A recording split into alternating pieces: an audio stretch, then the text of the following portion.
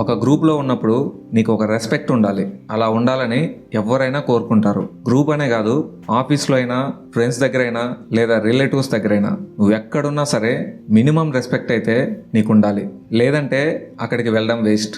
నీకు రెస్పెక్ట్ లేనప్పుడు నువ్వెక్కడికి వెళ్ళినా నిన్నెవరు పట్టించుకోరు. కొన్ని సిచ్యువేషన్స్లో తప్పక నువ్వు వెళ్ళాల్సి వచ్చినా కూడా నీకు ఒక డిస్కంఫర్ట్ ఫీల్ అయితే ఉంటుంది. సో నువ్వు ఎక్కడికి వెళ్ళినా నీకు ఒక రెస్పెక్ట్ ఉండాలి. అలా ఉండాలంటే కొన్ని టిప్స్ మీకు చెప్తా, ఫాలో అవ్వండి. పాయింట్ నెంబర్ 1, ఎవరితో అయినా సరే ఉండాల్సిన దానికంటే ఎక్కువ ఫ్రెండ్లీగా ఉండొద్దు. అలా ఉంటే నువ్వేదో వాళ్ళ దగ్గర నుంచి ఎక్స్పెక్ట్ చేస్తున్నావు అనుకుంటారు. ఆ తర్వాత నిన్ను దూరం పెడతారు. పాయింట్ నెంబర్ 2, ఎవరికైనా సరే 2 times కంటే ఎక్కువ సార్లు ఫోన్ చేయొద్దు. అలా చేస్తే నీ కాల్స్కి వాల్యూ ఉండదు.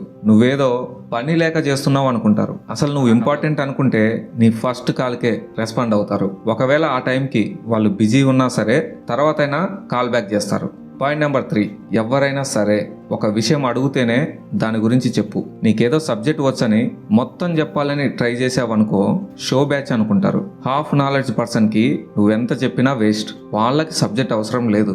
నువ్వు అనవసరంగా కష్టపడద్దు. పాయింట్ నెంబర్ 4, తక్కువగా మాట్లాడు. మాట్లాడిన మాట క్లియర్గా ఉండేలా చూసుకో. ఎంత అవసరమో అంతే మాట్లాడు. అనవసరపు కాన్వర్జేషన్స్ వల్ల చాలా నష్టపోతావు. జాగ్రత్త. పాయింట్ నెంబర్ 5, లైఫ్లో నువ్వేం చేస్తావనేది ఎవరికీ చెప్పొద్దు. ఇన్ కేస్ నువ్వు అనుకున్నది రేపు చేయలేకపోతే నిన్ను తక్కువగా చూస్తారు.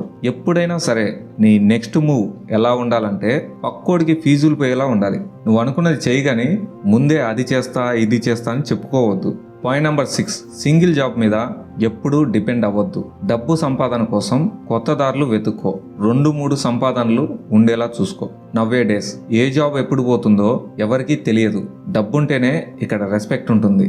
పాయింట్ నెంబర్ 7, నీ అవసరం వేరే వాళ్ళకు ఉండేలా చూసుకో. అలా ఉంటే నీకే పని కావాలన్నా వేరే వాళ్ళ చుట్టూ తిరగాల్సిన పని ఉండదు. నీ అవసరం పక్కోడికి ఉంటే నీ పని కూడా ఈజీగా అవుతుంది. రెస్పెక్ట్ కూడా ఉంటుంది. పాయింట్ నెంబర్ 8, అందరినీ నువ్వు హ్యాపీగా ఉంచాలనుకోకు. అది ఎవరి వల్ల కాని పని.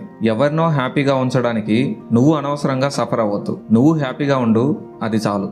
పాయింట్ నెంబర్ 9, నీకేది రైట్ అనిపిస్తే అదే చెయ్యి. ఒక పని చేయాలనుకుంటే 10 మందిని సజెషన్స్ అడుగు, తప్పులేదు.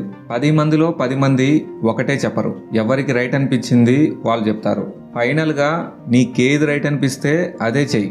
ఇంకొకరి ఒపీనియన్ మీద ఎప్పుడూ డిపెండ్ అవ్వద్దు.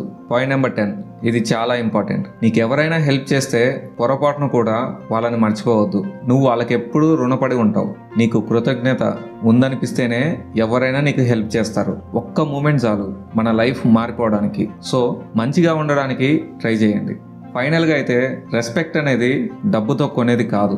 అలా అని నువ్వు డిమాండ్ చేస్తే వచ్చేది కాదు. అది నీ క్యారెక్టర్తో నువ్వు సెల్ఫ్గా సంపాదించుకోవాలి. ఫస్ట్ నీ మీద నీకు రెస్పెక్ట్ ఉండాలి. అప్పుడే పక్క వాళ్ళకి నీ మీద రెస్పెక్ట్ వస్తుంది.